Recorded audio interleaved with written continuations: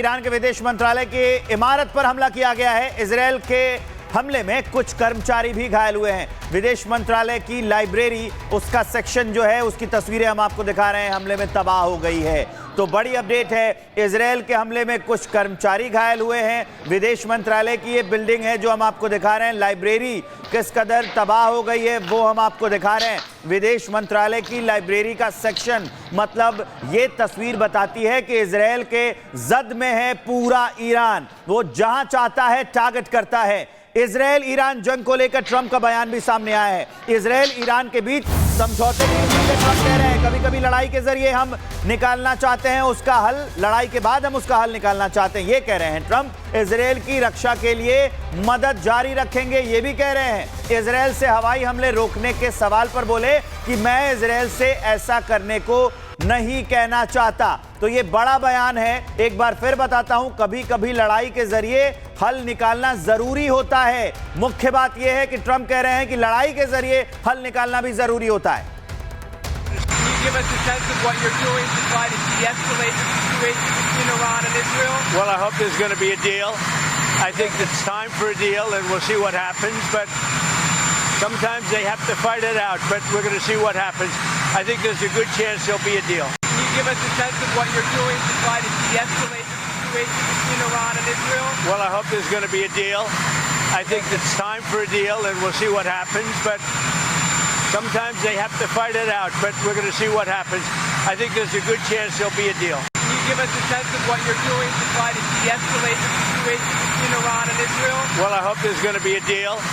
I think it's time for a deal, and we'll see what happens. But sometimes they have to fight it out. But और Trump का ये बयान बहुत महत्वपूर्ण माना जा रहा है। इजराइल और ईरान के बीच जंग लगातार जारी है। दोनों ही देश यानी कि इजराइल और ईरान एक दूसरे पर लगातार मिसाइल से हमला कर रहे हैं, जिससे कई शहर तबाह भी हो चुके हैं, जिनकी तस्वीरें आपको दिखाई है। एक रिपोर्ट भी आपको दिखाते हैं।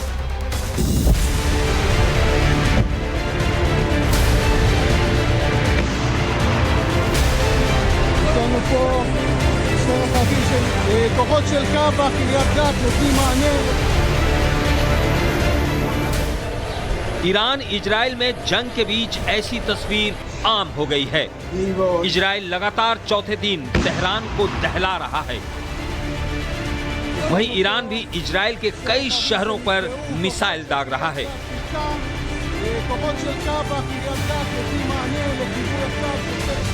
मतलब दोनों ओर से ताबड़तोड़ मिसाइलें बरसाई जा रही है। दोनों देशों के कई शहरों में तबाही मची है। इजराइल चुन चुनकर ईरान के न्यूक्लियर और सैन्य ठिकानों पर हमला बोल रहा है।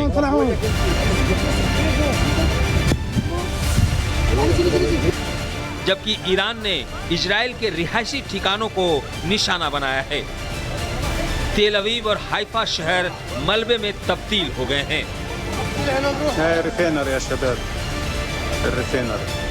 चौथे दिन भी ईरान इजराइल के बीच विध्वंस की तस्वीरें सामने आई।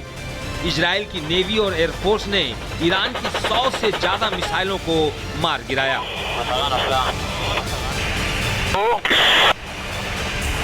इजराइल के हमले से तेहरान में पानी का पाइप फट गया है, जिससे ताजरिश प्लाजा इलाके में बाढ़ आ गई है। सड़कों पर पानी भर गया है। इतना ही नहीं, इजराइल के हमले से ईरान के विदेश मंत्रालय को भारी नुकसान पहुंचा है। हमले में कई कर्मचारी भी घायल हो गए हैं। इजराइल के लोगों को विश्वास दिलाता हूं कि जो भी आपको नुकसान पहुंचाएगा, उन्हें कीमत चुकानी पड़ेगी। ईरान भी इजराइल पर ताबड़तोड़ हमले कर रहा है। तेल अवीव में ईरान ने मिसाइलों की बारिश कर दी। इतना ही नहीं, ईरान ने हाइफा के गुरियन हवाई अड्डे को निशाना बनाया है। लगातार हमले की वजह से लोग शेल्टर में रहने को मजबूर हैं।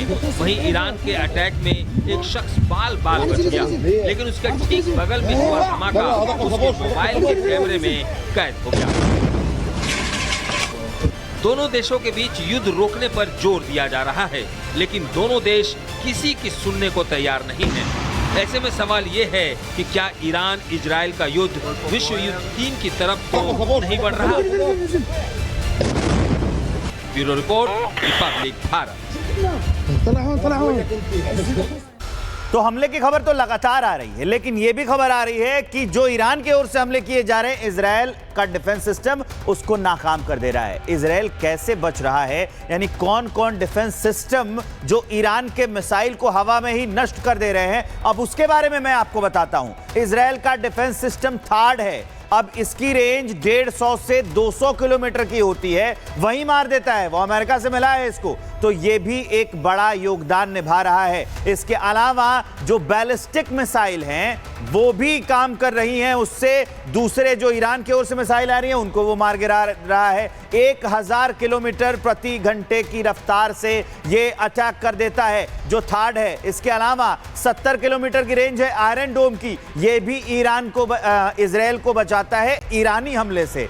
और इसके अलावा जो शॉर्ट रेंज की सरफेस टू सरफेस मिसाइल हैं उनसे भी इजराइल अपना डिफेंस करता है। जब ईरान की ओर से हमला किया जाता है तो 1100 टारगेट जो है वो ट्रैक कर लेता है ये जो आयरन डोम सिस्टम है, और इसकी वजह से जो आसमानी हमले इजराइल पर होते हैं उससे खुद को वो बचा लेता है। 300 किलोमीटर की इसकी रेंज है जो डेविड स्लिंग है, और इसके अलावा और भी नाम शामिल है जो इजरायली डिफेंस सिस्टम में हैं जो इन्हें बचाते हैं। बैलिस्टिक मिसाइल वो उससे भी ये करता है डिफेंस, जो डेविड स्लिंग है, और 1100 टारगेट को ये ट्रैक कर सकता है। मतलब आसमान से अगर 1100 टारगेट आ रहे हैं ये ट्रैक करेगा और उन्हें न्यूट्रलाइज कर देगा। तो ये सारे हैं। इसके अलावा एरो सिस्टम 2 है, उसकी रेंज 100 किलोमीटर की है, इससे भी वो अपना डिफेंस करता है बैलिस्टिक मिसाइलों के जरिए। अगर कोई भी अटैक होता है ये उसको निष्क्रिय कर देता है।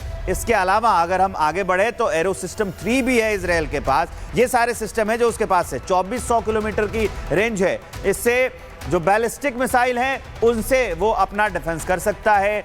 1100 टारगेट को एक साथ ट्रैक कर सकता है। तो ये मैंने आपको पूरा बताया कि कौन कौन से सिस्टम हैं और किस तरह से वो ट्रैक कर सकता है। और इसी बीच एक और बड़ी खबर आपको बता दें, ईरान के हमलों के बाद इजराइल का पलटवार हुआ है। ये बड़ी जानकारी आपको दे रहे हैं। मिसाइल लॉन्च सेंटर को आईटीएफ ने तबाह कर दिया है। इजरायली लड़ाकू विमानों ने ईरान पर हमला किया है। तो बड़ी जानकारी आपको दे दें, मिसाइल लॉन्च सेंटर्स को आईडीएफ ने तबाह कर दिया है। ईरान के हमलों के बाद अब इजराइल लगातार पलटवार कर रहा है। इजरायली लड़ाकू विमानों ने ईरान पर हमला किया है। तस्वीरें आपके सामने देखिए, फाइटर जेट से ही पहले इजराइल ने सबसे पहले हमला किया था, जब उनके सैन्य ठिकानों को, टॉप लीडरशिप को और साथ ही साथ परमाणु ठिकानों को निशाना बनाया